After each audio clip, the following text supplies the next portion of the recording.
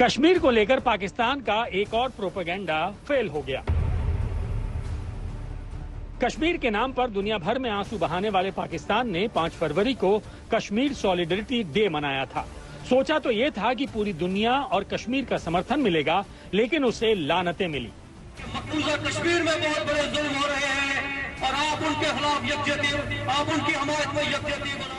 पाकिस्तान के कब्जे वाले कश्मीर में इस दिन पाकिस्तान के खिलाफ ही खूब नारेबाजी हुई थी, लेकिन पाकिस्तान दुनिया की नजरों से ये सब छुपाकर ये फर्जी ट्वीट्स दिखाना चाहता है।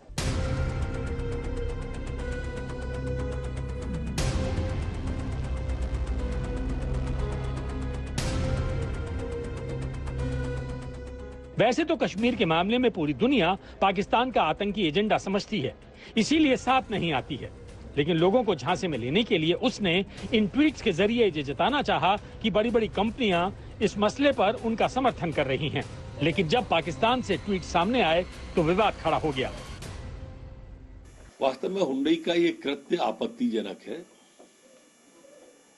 अपने सामान को बेचने के लिए, कार को बेचने के लिए जिस तरह से वो भारत के अविभाज्य अंग कश्मीर को लेकर चित्रांकन किया है, वो चिंतनीय है। मैं उसकी भर्त्सना भी करता हूं। इस तरह की कारगुजारी नहीं करना चाहिए उन्हें कार के लिए कि आप सीधा का सीधा राष्ट्रीयता पर चिन्ह लगाओ। मेरे ख्याल से उन्हें खेद व्यक्त करना चाहिए। एक्सेप्टेबल है।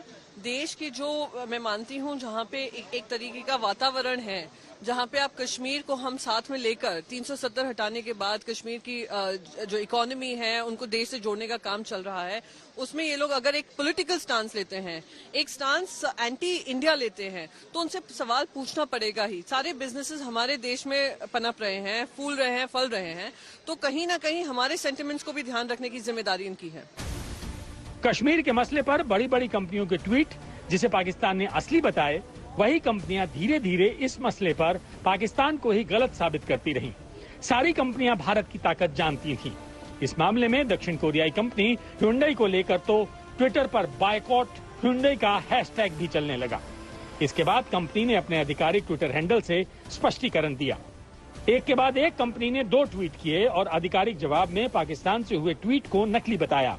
सिर्फ यही नहीं, साउथ कोरिया के विदेश मंत्री चुंग युई योंग ने भारत के विदेश मंत्री एस जयशंकर से बात करके इस घटना पर खेद जताया। ह्युंडई की ओर से माफी मांगने की जानकारी विदेश मंत्रालय के प्रवक्ता अरिंदम बागची की ओर से दी गई। उन्होंने बताया कि ह्युंडई पाकिस्तान की पोस्ट की जानकारी मिलने के तुरंत बाद सियोल में भारतीय राजदूत ने ह्युंडई मुख्यालय से स्पष्टीकरण मांगा, जिसके कुछ देर बाद ट्वीट हटा दिया गया।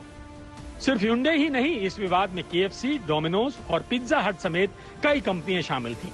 सोशल मीडिया पर इन सब की ओर से ट्वीट सामने आए थे जो पाकिस्तान से किए गए थे। जब इन कंपनियों के भी बॉयकॉट किए जाने की मुहिम का पता चला तो ये भी माफी के मोड में आ गए। पाकिस्तान कश्मीर को लेकर अपना फेक एजेंडा चलाता रहता है। इस बार उसने उन कंपनियों को चुना जो भारत के अलावा पाकिस्तान में भी अपना बिजनेस करती हैं।